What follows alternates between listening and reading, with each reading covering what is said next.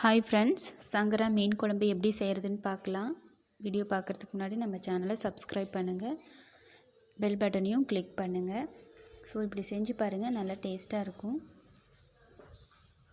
First நம்ம மீனை நல்லா கழுவி எடுத்து வச்சுக்கலாம்.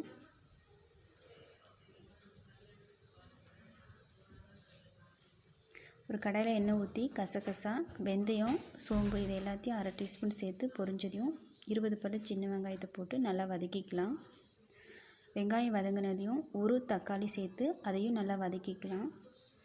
தக்காளி நல்லா வதங்கினதையும் நம்ம 3 ஸ்பூன் தேங்காய் திருவி வச்சுருக்கோம், அதை சேர்த்துக்கலாம்.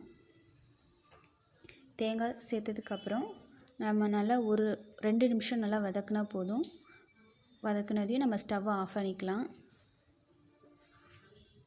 இப்போ நம்ம கொத்தமல்லி தழை சேர்த்து அதையும் ஒரு லைட்டாக ஒரு வதக்கிக்கலாம்.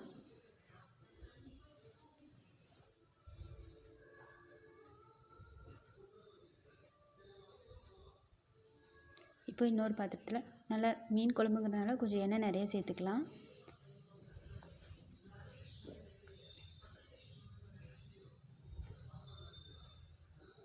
எண்ணெய் காய்ச்சதையும் கடுகு சேர்த்துக்கலாம்.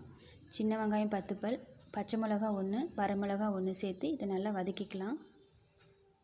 தக்காளி 1 சேர்த்து அதையும் வதக்கிக்கலாம். இப்போ கொஞ்சம் தேவையான உப்பு சேர்த்துக்கலாம்.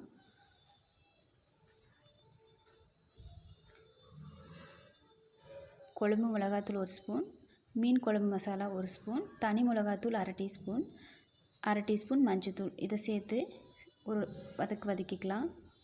இப்போ இஞ்சி பூண்டு பேஸ்ட்டையும் இதில் சேர்த்துட்டு நல்லா வதக்கிக்கலாம் ஒரு நிமிஷம்.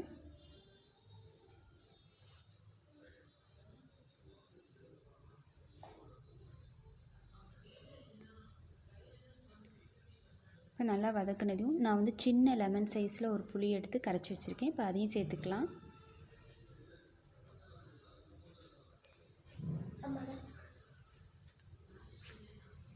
இப்போ இது நல்லா கொதிக்கட்டும். 5 மினிட்ஸ் புளி சேர்த்ததுக்கப்புறம் ஒரு 5 நிமிஷம் நல்லா கொதிக்கட்டும். இப்போ நம்ம வதக்கி வச்சதையும் நம்ம நைஸாக அரைச்சி எடுத்துக்கலாம். இப்போ 5 நிமிஷம் நல்லா கொதிச்சிருச்சு. இப்போ நம்ம வதக்கி அரைச்சதையும் இது கூட சேர்த்துக்கலாம். இப்போ நமக்கு தேவையான அளவு தண்ணி சேர்த்துக்கலாம். இந்த டைமில் நல்லா உப்பு உரைக்குதான்னு பார்த்துக்கோங்க. தேவையான அளவு உப்பு சேர்த்துக்கோங்க.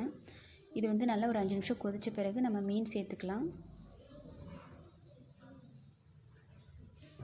மீன் சீக்கிரம் வெந்துடும். மீன் போட்டுட்டு ஒரு 5 நிமிஷம் நல்லா கொதிக்க விட்டால் போதும், மீன் வெந்துடும்.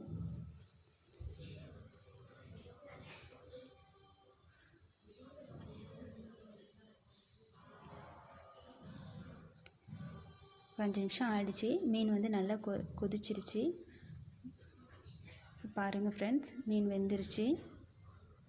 அவ்வளோதான், மீன் குழம்பு ரெடி. இப்போ ஸ்டவ் ஆஃப் பண்ணிவிட்டு கருவேப்பிலை, கொத்தமல்லி தழை இறக்கிக்கலாம்.